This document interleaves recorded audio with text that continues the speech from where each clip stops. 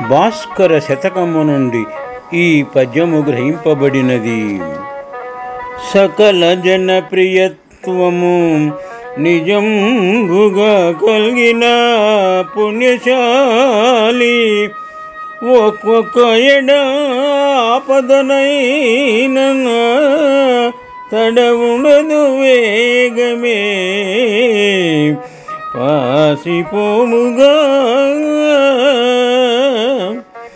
అకలుషమూర్తి అయిన అమృతాంశుడు రాహువు తను మృంగినన్ టకటకమాని యుండునే దృఢస్థితి నిప్పటి ఎట్ల భాస్కర.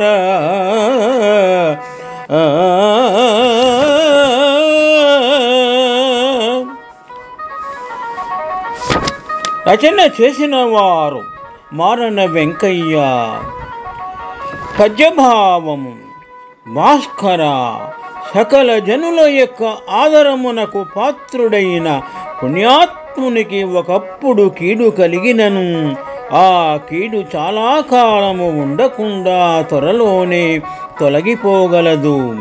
అది ఎట్లనగా, నిర్మలమైన కాంతి కలిగిన చంద్రుడు రాహుగ్రహము తనను మృంగినను ఆందోళన పడక తొందరపాటును వదలి తట్టుకొని ఎప్పటి మాదిరిగానే ఉండును అని ఈ పద్యము నీతి బోధకము సుబోధకముగా పరిగణింపబడుతున్నది.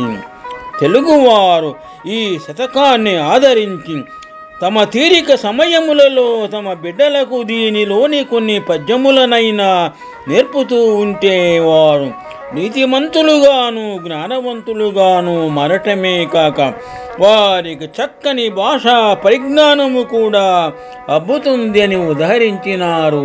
శుభం.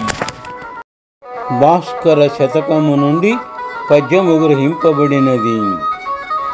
సకల జన ప్రియత్వము నిజంబుగా కలిగిన పుణ్యశాలి, ఒక్కొక్క ఆపదనైన తడవుండదు వేగమే పాసిపోవుగా.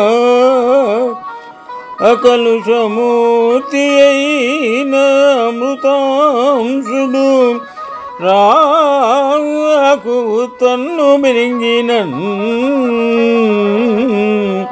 టకటకమాని యుండనే దృఢస్థితి ఎప్పటి ఎట్ల భాస్కర.